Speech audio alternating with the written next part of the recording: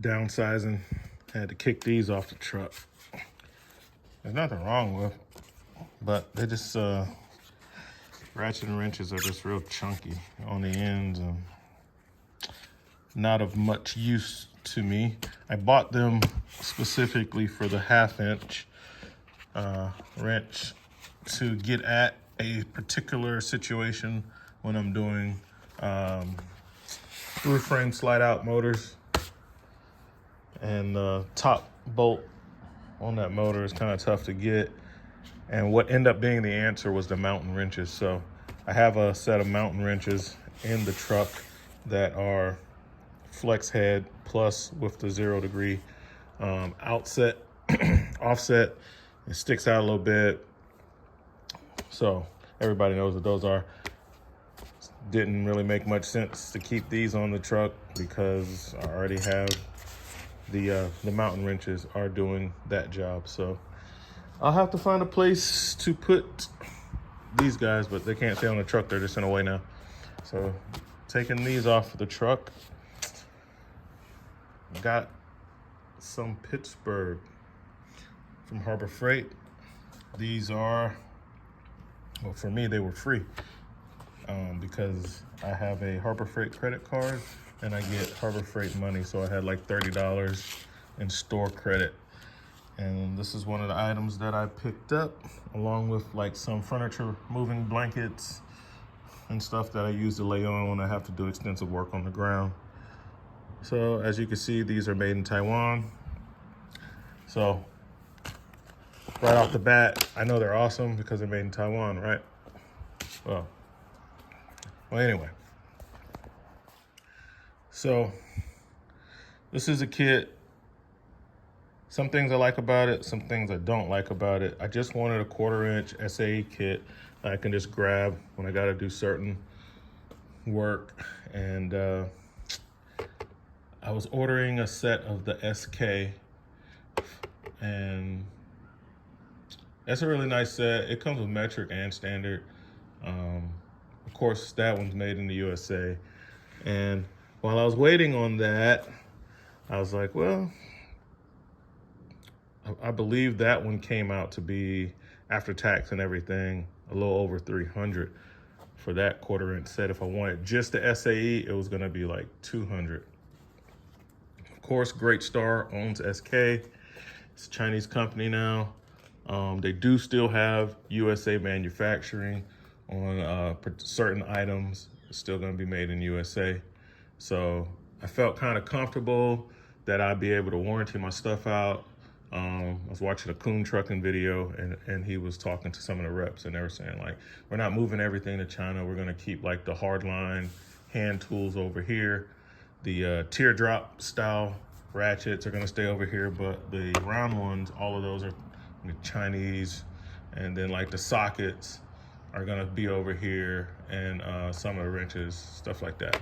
So screwdrivers, so they're still gonna, China is going to, the Chinese company that owns them, Great Star, which they own a lot of tool companies, they're gonna allow them to continue US manufacturing. So, hey, USA tools made by Americans using USA materials are still,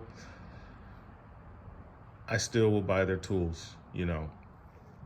But when it comes to the offshore stuff, China stuff, Taiwan stuff, to me, for the most part, a lot of that's gonna be extremely similar in form and function, and I will not be paying much money for those. I mean, if I'm gonna get Taiwan, this set was $17, made in Taiwan. It came from Harbor Freight. So if Taiwan's good, Taiwan's good. It shouldn't matter if it's Taiwan being sold in Harbor Freight or Taiwan being sold on the tool truck, right? Right? Like the expert stuff or the Blue Power stuff or the Blue Point stuff. You get what I'm saying? So if that's the case, then why pay for Blue Point? Why pay for Blue Power? Why pay for expert? I just buy Harbor Freight and pay $17. So that's what I did. Here's some of the gear wrench stuff, and we all know this stuff's made in China, Taiwan. They move most of their manufacturing, if not all, overseas. I'm not gonna say all, because that's a big blanket statement, and I hate people. I kind of feel like people are idiots when they make blanket statements, because I don't know all of their product offerings. I can't say that. I could say that they've moved a lot of their manufacturing offshore, like so many other tool groups. So this is Apex Tool Group, owns these guys. Stanley Black & Decker does it. You know, they all do it. So what I've been doing is, like, to make it work better for me, I'm changing stuff out. Cause like the Ratchet, I counted it, it's like 44 teeth. It's garbage, and so I like the handle on the Ratchet, but I don't like this coarse tooth wheel, so I'm gonna use one of these other ratchets. So the Ratchet's gone, and I was looking at this gear wrench 90T. It has a much smoother mechanism. I was looking at this Mac quick release, which I really like, even smoother. Flex head, I was looking at putting that in the kit. So I'm replacing things out of the kit to make it, you know, a little better for me. All right, I'm looking at this. These, I can easily change these out for like some Mac Tools extensions. So there we go. Put some Mac USA extensions in here. And the spinner isn't that comfortable. I think I'll toss that. And I really like this Duralast, but it doesn't fit in the case well. Neither does this gear wrench. And the gear wrench handle was a little too big for me. But what I like the most is this Tecton. This Tecton, not too big, not too small, and has the drive to where this can also be used as another extension. So sweet. We'll go with the Tecton. I would have liked to put the Koken in for this extension, a Koken double swivel that I can upgrade the extension with. Double joint Koken, that's super smooth. And it's just a blow molded case, so I'll just heat that up and press it down to make the stuff fit that doesn't fit. I can make it fit. I was looking at a lot of different ratchets to put in here. I looked at some of my Snap-on ratchets I was gonna stick in here. Most of them are just way too long to go in here, and then the little short ones are way too short. I ended up, like I said, pulling out these three as my top choices to change the ratchet out with. All of these are high tooth count ratchets. All of these are 90 tooth count ratchets. So we're not gonna use the gear wrench, and we're not gonna use that. So I was strongly leaning towards the Mac USA right here, which is the MR4 Foxtrot Charlie. We got a Mike Romeo 4 Foxtrot Charlie on the part number on that, which is a nice ratchet. Came in really handy when I was doing the racks on my truck.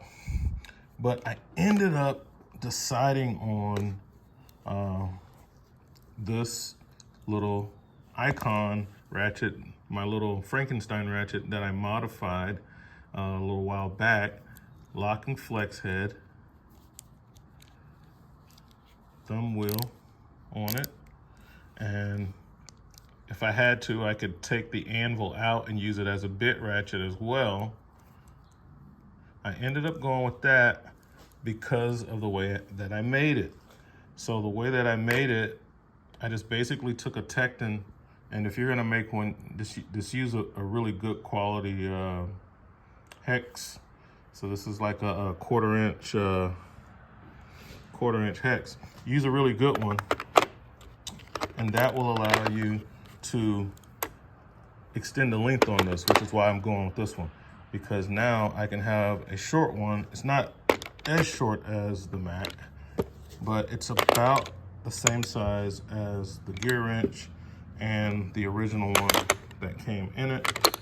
But if I wanted to turn this into a longer ratchet, I could take my hard handle, put that on top, and now I got a nice little hard handle ratchet, which I do like hard handle ratchets. Extended reach, and if I needed to make it longer, I can just add any combination of the Mac extensions in the middle. So that's what I'm going with. Really love that. So I'm gonna go with the Tecton on the spinner. I'm gonna go with the Icon. I took this out of that Icon kit that people love so much. So that's gonna be the ratchets, right? And then I swapped out the deep sockets for the Icon sockets, and I'll show you why. So these are the original sockets that came with it. I don't like how deep the broaching is. So with the Icon sockets, it's more like your tool truck offerings in that you can set the nut there and get it started a lot easier because it's at the top, which is a problem, instead of falling all the way to the bottom. So I got rid of all the deep sockets, swapped them out for the Icons, and just put those on the rail that I took the Icon 1/4" deep sockets out. Now, the shallow sockets are really good, and they're better than the Icon shallow sockets. I looked at them. The Icon shallow sockets are not finished on the inside, whereas the Pittsburgh Pro ones, it's a full polish all the way through. And then when you look on the business, the anvil end, they gave you the reliefs cut in the corners, whereas the Icon did not give you those reliefs. And that style is more on line with, like, the gear wrench is kind of built like that. Where if you look at a gear wrench socket, you'll see that they cut the reliefs. So when I compared, now I could have went with the gear wrench, right? So I looked at those. I was like, well, I can go with the gear wrench. But once I compared the gear wrench to the Pittsburgh Pro, they look almost identical anyway. So there was no reason to change it out because they look so much the same. And I know that somebody has shown online to where they had a socket that had gear wrench stamped on one side, and it was like a mess up from the factory, Taiwan, and Pittsburgh stamped on the other side. So that's no surprise, right? Now I thought about putting like snap-on sockets in here, but it's just 1/4" set. It's not really seeing much torque. They're not going on the impact gun. I do have a 1/4" impact gun, but I don't use it on the truck. Whenever I'm pulling out 1/4", it's gonna be a low torque situation. There's not gonna be a whole lot of torque going on anyway, so I didn't need to step up to like a Mac Tools or a snap-on socket to go in this kit. I do like their extensions with the knurling as far as the pull it off. I like that. Mac has like some of the most aggressive knurling on their extensions, so that's cool. So that's what we got. I just kind of repurpose it because I try to find, like, besides the SK, I wasn't really feeling the price points on a lot of the other 1/4" kits, and I just wanted a SAE. So I just bought this and replaced the parts that I didn't like with stuff that I already had.